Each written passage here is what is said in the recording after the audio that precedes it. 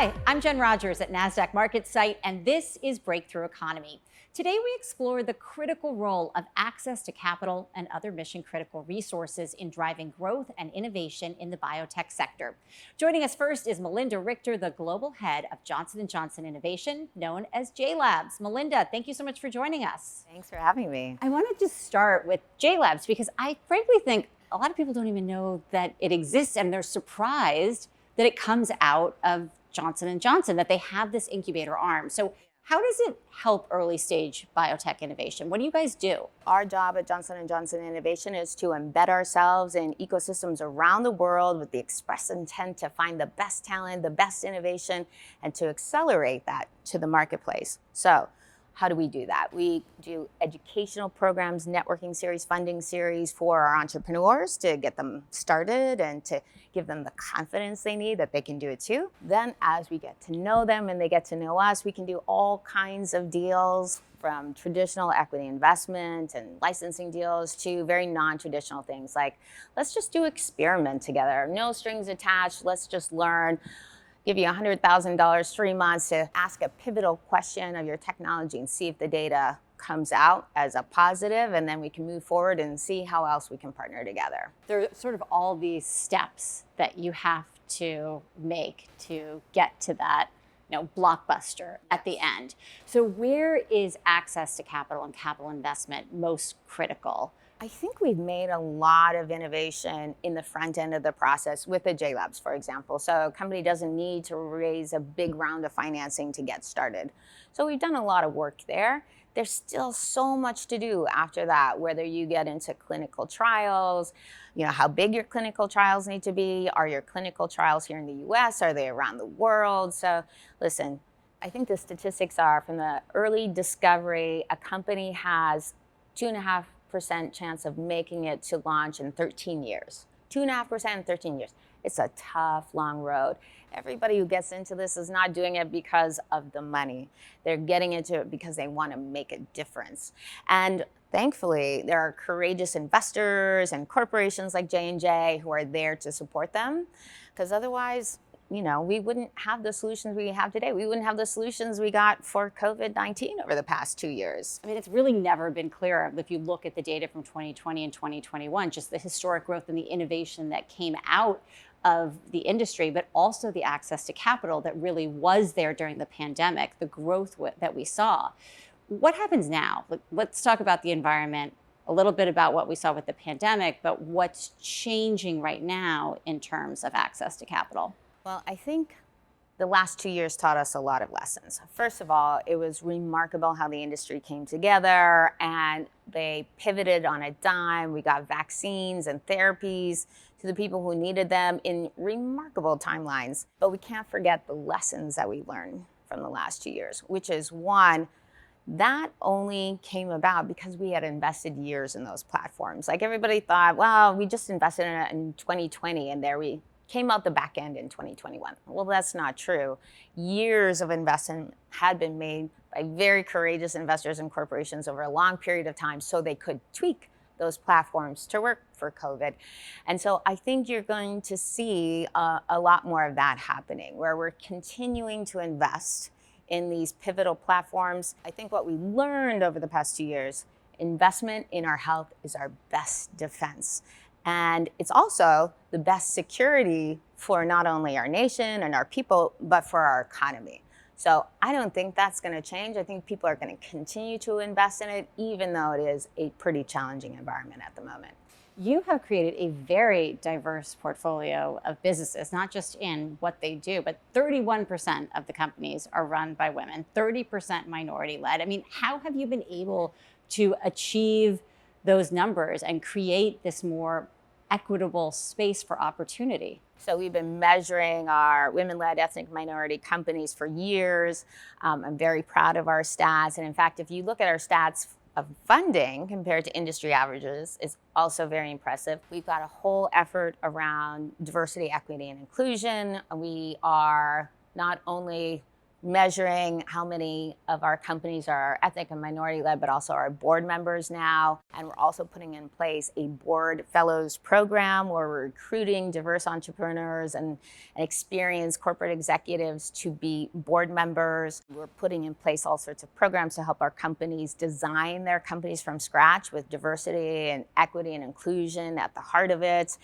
So whether it's training programs or resources or tools, but we're also focused on health equity. And everybody throws health equity in with diversity, but it's different. It's about saying, of the disease that you're going after, what proportion of the population does it affect disproportionately?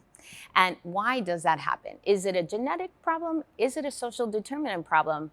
And depending on what the answer is, how are you designing to bring those outcomes to a more level playing field in the design, the development, and delivery of your technology? All right, I like it. Better and better. I'm going to leave it on a note of optimism. Melinda, thank you so much for joining me here. Great to get a chance to talk with you. Joining us next to discuss the importance of capital in unlocking innovation is Jurata Thin Film CEO Sheila McHale.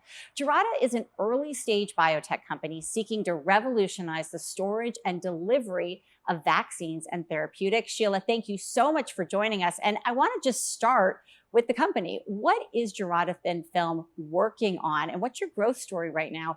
You were founded in 2019, right? That is correct. We are a spin out of the University of Texas at Austin. We're based on the work of Dr. Maria Coyle, who's based there. And Jurata Thin Film basically stabilizes vaccines and biologics at ambient temperatures.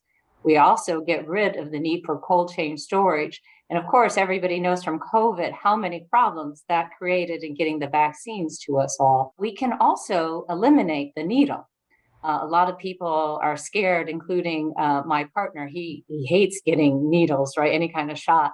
And so we can take drugs that are normally delivered by intramuscular injection and have them delivered by just putting something underneath the tongue that dissolves or in the cheek, so sublingual or buccal delivery.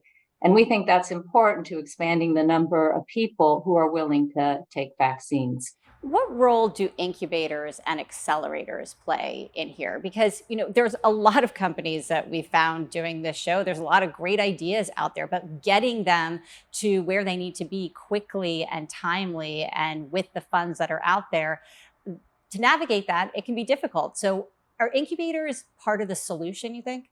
Oh, absolutely. They're key when you're trying to translate a technology out of an academic lab into a more established facility. They're sort of like that bridge.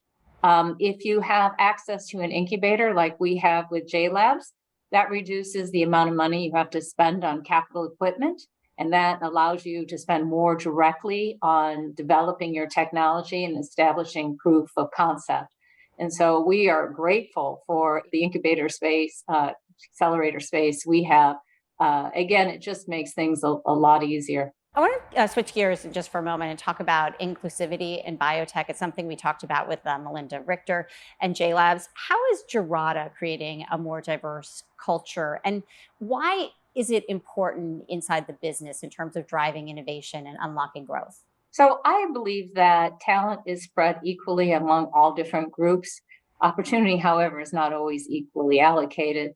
And I think it also starts with the leadership. So at Jurata, I'm the CEO, I'm a Mexican-American woman, and I think a lot of times candidates feel more comfortable approaching a company that has been led by a woman and a minority candidate.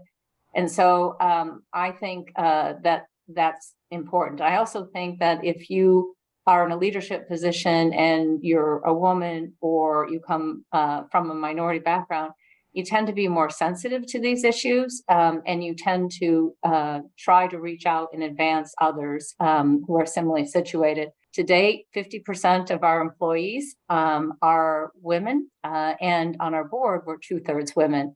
So again, I think leadership has a big impact on attracting and retaining minority and women candidates. So Jurata is obviously, still a pretty young company. Let's look ahead 5, 10 years. Where is Jurata going to be in its journey? So our business model contemplates that we will generate value for our stakeholders in 3 different ways. One, we will develop a CDMO business, contract manufacturing business, where pharmaceutical companies and veterinary companies will bring to us their drugs, and we will basically use the thin film as the final formulation stage, thereby stabilizing it for a longer shelf life, making sure it can be stabilized at room temperature, and also perhaps changing the mode of delivery from IM to oral. We also contemplate that we will out-license our technology because some big pharmaceutical companies don't want to use CDMOs. Instead, they want to do the manufacturing themselves. And in that instance, we will out-license our technology and get licensing fees in the form of an upfront payment, milestones, and royalties, the typical licensing structure.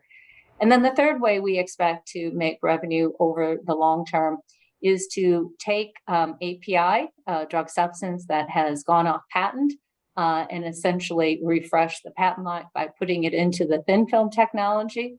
Or alternatively, we can create next generation vaccines and biologics by taking drugs that are currently delivered with a needle and make them in oral form. Sheila, thank you so much for joining us. This is Breakthrough Economy.